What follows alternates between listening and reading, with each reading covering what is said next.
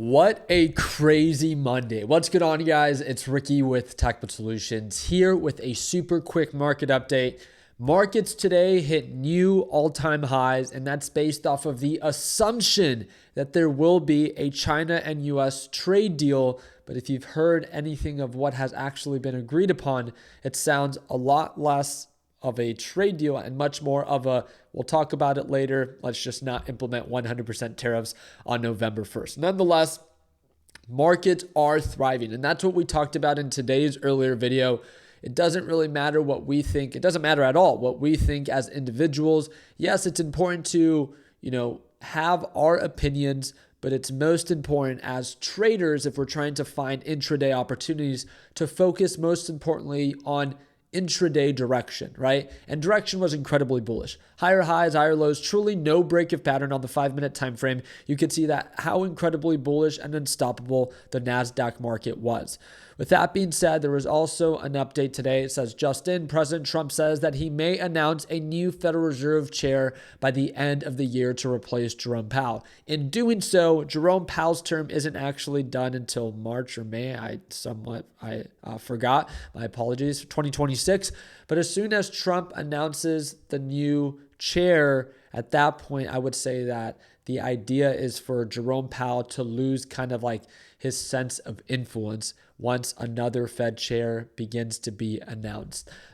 That being said, I wanted to follow up with a short that I had in my earlier video today. I think I was up like $7,000. I don't know exactly how much I was up in today's earlier video. I talked about the short that I took during my live trading session with my LPP team on QCOM.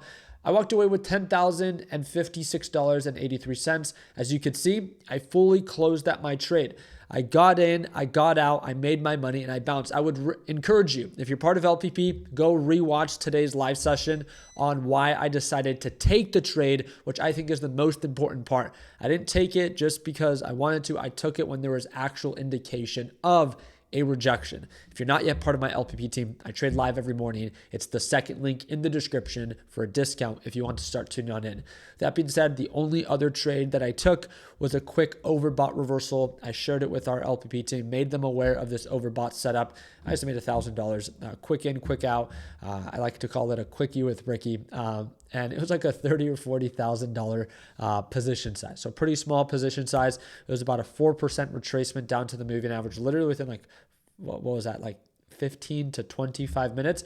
It peaked, it got rejected, and went back to kind of the same range that it traded at. I love trading overbought reversals. If you've ever watched me trade live, you know that's one of my main focuses. Or when markets are oversold, I love oversold reversals. So again, so you can see very quickly right here, I left myself with my one lucky share, and that's it. So you can see my average price, I think at this point was $8.43, which my entry on this, my trades are never perfect, but this was a pretty efficient trade. From when it is that I got in to when it is that I got out, direction was very favorable. And for how little my position size was, I made 3% on that trade, and very happy with it. Just a quick $1,000 on that trade. The only other thing that I want to make sure that you guys were aware is that I'm sure a lot of you guys heard this news. Some people view it as positive news. Some people view it as negative news. I'm just here to relay the news. Amazon, who again reports earnings, if I'm not mistaken, on Thursday after the market closes, announced today that it is preparing to announce a mass job cut beginning tomorrow, what is expected to be the largest layoff in company history. The company plans to lay off as many as 30,000 employees across its corporate workforce. Remember, there has been multiple strikes against Amazon, employees demanding more pay. And this is the thing with these incredibly large and influential, but also very rich companies and organizations, is that if they get so much restriction from a workforce, they know that they can replace those jobs with automation. And I feel like now we're getting to a point where technology is beginning to be able to support a lot of these entry-level based jobs that demand more pay. But again, it's an entry-level job for a reason. So in response, they find for solutions, or they look for solutions, they find alternatives, and now it looks like 30,000 employees will be released from the workforce. So it's going to be very interesting to see how that impacts our job reports once they start getting released in the up and coming months. But on top of that, is this good news or bad news? Is this Amazon trimming the fat and trying to restructure to be more efficient? Or is this a sign of a possible slowdown in up and coming quarters that Amazon is preparing for? The part that I kind of just resort to, this has to be like a restructure to be more efficient because they're going, through automation, is we're just going into one of the busiest times of the year. So I find it very hard to believe that now makes the most sense to get rid of people that you don't need when there's no other possible solution. In my opinion, it probably means that there's a possible solution that they can automate where they no longer need those 30,000 employees, and then they can ramp up into the holiday, reducing their cost and focusing more on, I would say, the bottom line. A lot of people don't like when companies do that, but again, when so many people complain about entry-level jobs, it only encourages very capable companies to just look for alternatives. In recent months, here are some big job cuts. Amazon with the 30,000 corporate jobs, essentially laying off 11,000 employees. Target cutting about 1,000 jobs.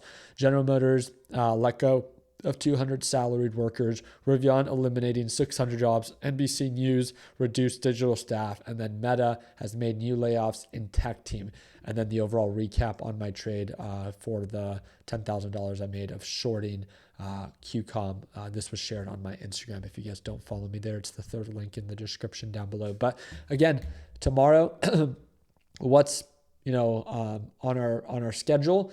Tomorrow during our live trading session, we will be talking about United Healthcare that is set to report earnings before the market opens. And then we also have SoFi that has been incredibly popular recently. So UNH is going to be a big focus for me tomorrow to see how it's actually doing. For those that do not know, UNH recently experienced a significant drop, but if you don't know, fundamentally, it's a money printing machine, or at least I should say it was a money printing machine. We'll see if it still is according to its reports tomorrow.